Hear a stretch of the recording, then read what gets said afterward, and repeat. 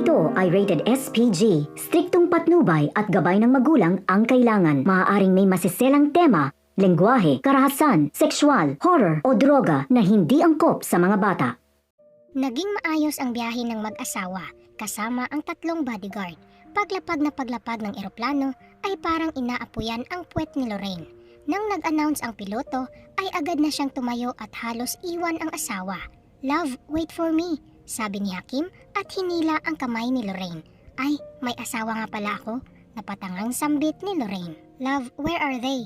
Naiinip na sabi ni Hakim habang hinihintay ang sundo nila ng mga magulang ni Lorraine. 20 minutes na kasi ang nakalilipas ay wala pa ang mga ito, nang biglang may humikit sa dalaga at yumakap. "Anak, ang ganda-ganda mo na, kanina pa kami dito, pero hindi ka namin matagpuan dahil hindi ka namin nakilala, kung hindi lang sa mukhang Arabo na ito," sabi ng inay. "Inay, kala ko din yun na kami susunduin," sabi ni Lorraine. "Maari ba naman yun anak? Tara na nga at nag-iintay na si Lian sa jeep," sabi ng kanyang inay. Napakamot naman sa ulo si Lorraine. "Inay, bakit naman ho sa daming pwedeng arkilahing sasakyan, bakit ho jeep pa?" Nagmamaktol na sabi ni Lorraine. "Ay, doon tayo makamumura anak," sabi ng inay. "Hey son, how is the flight?" Nauutal pang tanong ng kanyang inay sa asawa. "It's fine ma'am, it's tiring but so far so good," sagot nito. No, son, don't call me ma'am, call me inay," sabi ng kanyang inay. "Babe, inay means mother," paliwanag niya. "Oh really? Okay love." "Love, what kind of car is that?" Pabulong na tanong ni Hakim kay Lorraine habang nakatayo sa harapan ng jeep. "It's jeep love, it's the most cheapest car that we can afford," napapakamot ng ulong sabi ni Lorraine. At sumakay na nga sila. Magkatabi sila ng kanyang asawa at nasa harap nila ang kanyang inay, kapatid na si Lian at 3 bodyguard. Sa kahabaan ng EDSA ay lapot-lapot na sila ng pawis. Maging si Hakim ay gusto nang hubadin ang suot na polo nang biglang tumirik ang sinasakyan nilang jeep. Bumaba ang driver at binuksan ang hood ng jeep at saka inalog-alog. "Nako, parang di ko na kayo mahatid sa inyong paroroonan. Nag-overheat na ang makina," sabi ng driver. "Ano ho? Kuya, bakit naman dito pa?" sabi ni Lorraine. "What seems to be the problem, love?" tanong ni Hakim. "Love, we have to pull out. How can we go home like this?" Nakasimangot na ang mukha ni Lorraine habang nakahawak sa noo. "Love, don't worry, I got this," sabay sabi ni Hakim. Kanina pa gustong gumawa ng paraan ni Hakim dahil hindi siya komportable sa sinasakyan. Napakainit ng panahon at sinabayan pa ng pagkahaba-habang traffic. Pero nahihiya siyang gumawa ng hakbang dahil nahihiya siya sa biyenan at baka isipin ng mga ito na nagyayabang siya ng kakayanan. Binulungan niya si Lance at umalis ito. "Love, wait a second," sabi ni Hakim sa iritang asawa. Pagbalik ni Lance ay may dinadrive na itong high-ace na van. Bagong-bago ang sasakyan at may mga plastic pa sa upuan. "Love, let's go get in. Boys, get the luggages," sabi ni Hakim na napapakamot sa ulo dahil sa hiya. Wala nang nagawa ang inay at kapatid ni Lorraine kundi sumakay. Nakangisi naman si Lorraine. "Iba talaga asawa mo ate," bulong ni Lian sa ate. Naging masaya at payapa naman ang biyahe nila. Pagdating sa bahay nila ay natuod si Lorraine dahil hindi niya halos makilala ang kanilang kubo-kubo na ngayon ay isa ng disenteng bahay na bato. At meron na din silang second floor na dati ay pangarap lang niya. Oo, hindi ito aabot ng kalahati ng laki ng bahay nila sa abroad, pero hindi rin maalis sa kanya ang saya at maluha dahil ramdam niyang hindi siya nagkamaling isakripisyo ang sarili para sa pamilya dahil hinawakan nila ng maayos ang kanyang pinaghirapang kwarta para maitayo ang pangarap nilang bahay. Nang makita ng inay na pumapatak ang luha ng anak habang nakatayo at nakatingin sa bahay nila, ay agad niya itong niyakap. "Ikaw ang susi ng lahat ng ito anak, dahil napakabuti mong anak at hindi ka nagdalawang isip na itaguyod ang ating pamilya. Salamat anak," sabi ng kanyang inay habang yakap siya. "Let's go inside love. This is our humble home. It's not big like your mansion but I can tell that the people inside that house will make you happy and contented of what you have," sabi niya sa asawa habang hinihila papasok. Nanlalamig naman ang kamay ni Hakim dahil sa kaba na makipagharap sa ama ng asawa. Kung kaninang naiihi siya sa kabang makipag-usap sa ina ng babae, ay ngayon ay parang gusto niya nang tumakbo. Nang makapasok sila sa loob ng bahay, ay nandoon naghihintay ang nakababatang kapatid ni Lorraine. Agad naman silang dinulugan at binati. Nagpalinga-linga si Hakim at wari mo'y hinahanap ang ama ni Lorraine at natagpuan naman niya ito na nakaupo sa sofa sa sala. Wala itong reaksyon. Nandyan na at nagtatakbo si Lorraine at niyakap-yakap ang ama. Itay, huwag ka na magalit. Hindi naman ho siya masamang tao at mahal niya naman ho ako, sabi ni Lorraine habang hinihikit-hikit ang braso ng ama. Ay, sino ba nagsabing galit ako? Teka at kailangan ko muna iyang inspeksyonin, sabi ng kanyang itay. Nasamid pa ang asawang si Lorraine dahil ang akala niya ay galit ang kanyang itay. Umakting lang pala ito para subukin ang asawang si Hakim. Lumapit ang kanyang itay at inabot ang kanyang kamay sa lalaki para magpamano. Pero dahil nga hindi naman tradisyon sa ibang bansa ang pagmamano, ay hindi alam ni Hakim ang gagawin sa kamay ng ama ng asawa. Kaya naman, inabot niya ito, shinake hand pero hindi pa rin nakontento ang ama. Kaya hindi nito tinanggal ang kamay sa harapan ni Hakim. Bigla ito inabot ni Hakim at dinampian ng mabilis na halik. Naging hudyat ito para magtawanan ang nasa loob ng bahay na nanonood sa kanila. Pati ang itay ni Lorraine ay hindi napigilan at napahagalpak na ng tawa.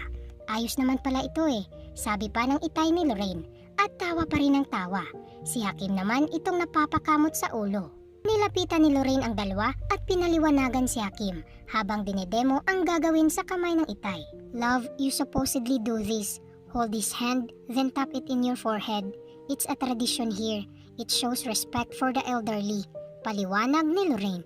Ginawa naman ni Hakim kung paano ang pinakita ni Lorraine. That's it. Saad pa ng asawa. At ngumiti na ang ama ni Lorraine. We welcome you and treat you like one of us because you treated my daughters well and thank you for that.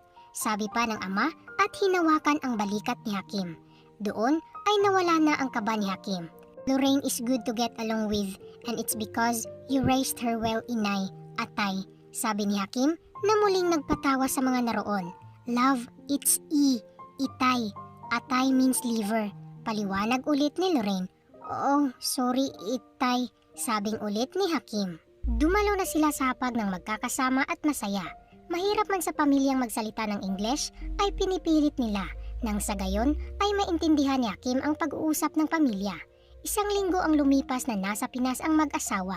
Nagiging sanay na si Hakim sa mga pagkain at init ng panahon sa Pinas. Love, itay says that the beach here is good. Let's go for outing with them. Sabi ni Hakim, isang hapong nasa ilalim sila ng puno ng mangga sa likod ng bahay.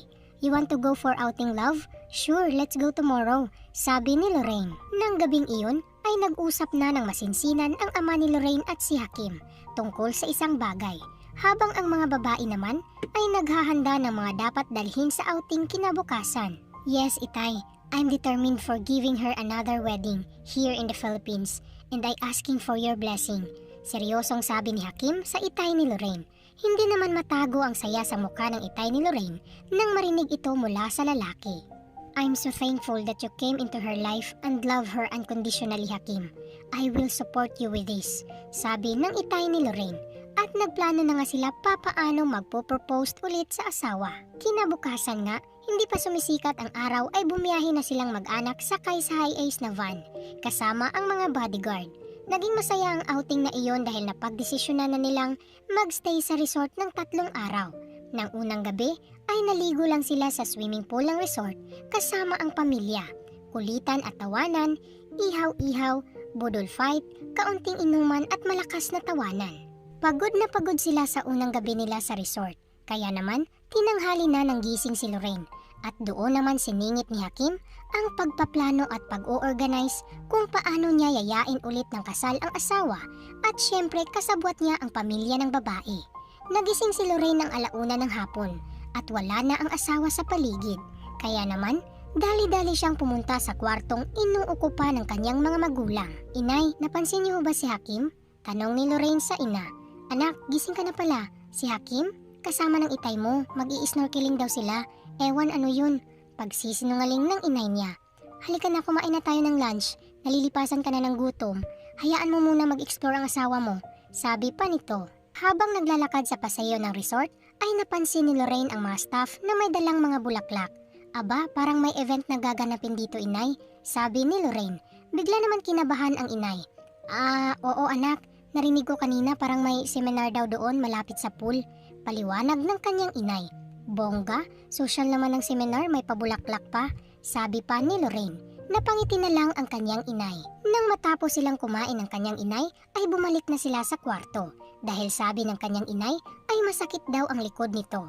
Kaya naman, nagpa-room service ng massage. Magdidilim na ay hindi pa rin niya nakikita ang kanyang asawa. Nag-aalala na siya, pero makulit naman ang kanyang inay dahil gusto nitong sila lang daw muna. Maya-maya pa ay dumating ang mga kapatid ni Lorraine, dala-dala ang bestida na puti. Ate, isuot mo tong regalo ko sa'yo para pare-parehas tayo, sabi nito. Napatingin naman si Lorraine sa suot ng mga kapatid. Parehas nga, magkakaiba lang ng kulay pati sa kanyang inay, kaya sinuot na nga niya ito. Tara anak, makichismis tayo sa seminar, sabi ng kanyang inay. Kanina pa siya nahihiwagaan sa mga ito. Parang hindi usual ang mga kinikilos ng mga ito. Hinila na nga siya ng mga ito papunta malapit sa pool. Dahil malapit na magtakip silim at palubog na ang araw, ay napakaganda ng tanawin doon.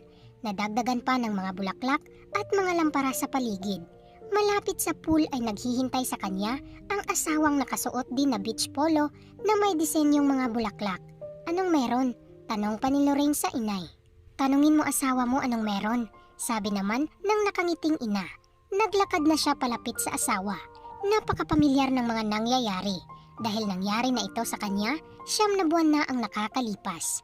Nakangiti naman si Lorraine habang naglalakad at pinipigilan ang nagbabadyang luha. Nang tuluyan ng makalapit si Lorraine ay agad siyang hinalikan ng lalaki sa pisngi at nagsigawan naman ang mga nasa paligid. Love, you already did it. You don't have to. Bulong ni Lorraine. No love. Your family deserve to witness my love for you. Sabi pa ni Hakim at kinuha ang mic sa lamesa at nagsalita. Love, when I first saw you, I never expect us to reach this level. I thought you would just come and leave again. I never thought that you will love, hurt, and stay to me like what you just did. I was dumb seeing other women while you are there sacrificing and waiting for me to notice you. But when I finally know you, I was certain and sure that you are the one for me.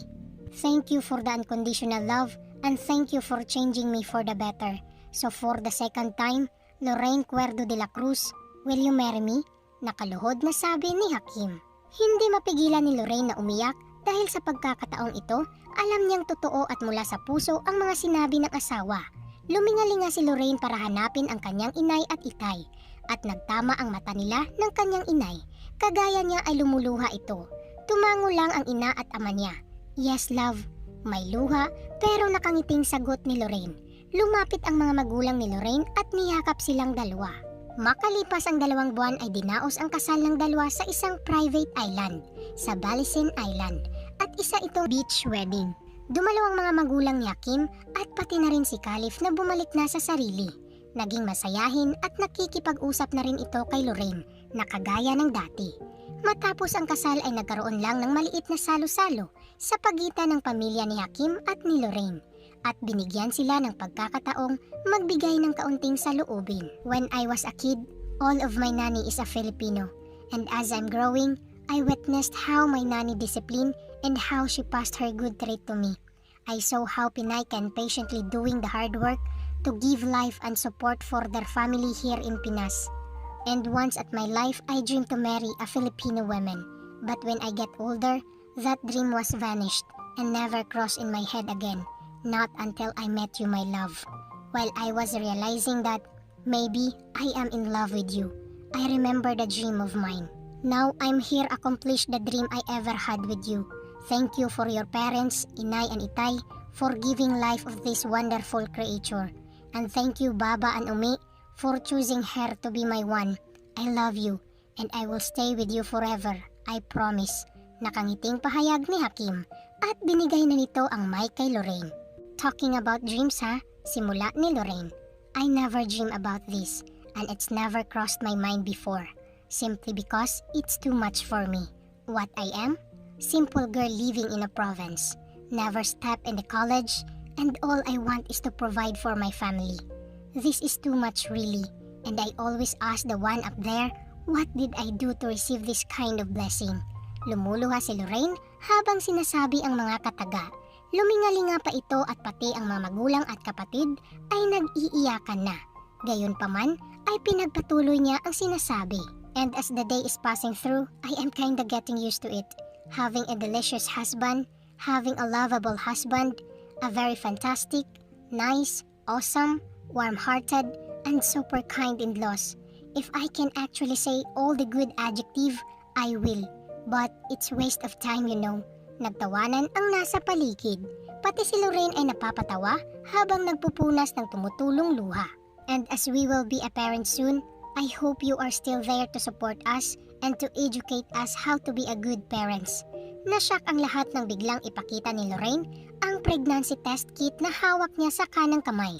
Maging ang asawa ay napatakbo palapit sa kanya at niyakap-yakap siya nito sa sobrang saya. Thank you so much, love. I love you. Ito lang ang binitiwang salita ni Hakim habang umiiyak na nakasiksik sa leeg ng asawa. Pinili nilang tumira at magtayo ng business sa Pinas. Naging maayos ang pamumuhay nila at kasalukuyang nag-aaral si Lorraine ng kolehiyo at kumuha ito ng kursong business management. Mom, Summer is whispering to me something about Uncle Lance and Tita Lian. Sumbong sa kanya ng anak na si Winter. Summer, Winter, stop being talkative and eat your food. Saway naman ni Lorraine sa kambal. Mommy, I'm telling the truth. I saw him kissing Tita Lian. Nagmamaktol na sabi ni Summer sa ina. Nang dumating ang amang si Hakim. Nagunahan ang dalawang anak sa paglapit sa ama at nagpakarga sa ama. Lumapit naman si Lorraine at hinalikan ang asawang si Hakim. I love you so much, love.